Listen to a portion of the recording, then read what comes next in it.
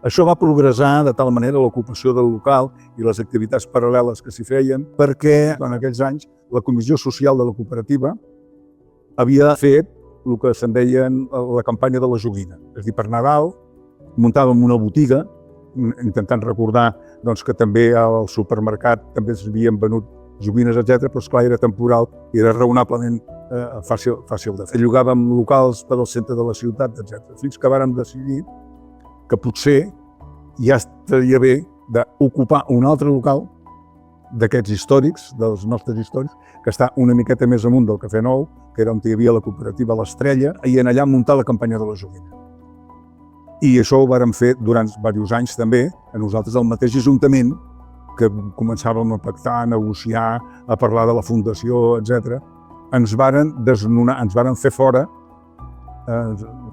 perquè van venir la brigada municipal a la nit, varen treure les coses nostres, etc. i que vàrem aconseguir tornar-ho a recuperar. Amb la paradoxa de que l'alcalde era el meu antecessor com a president de la cooperativa.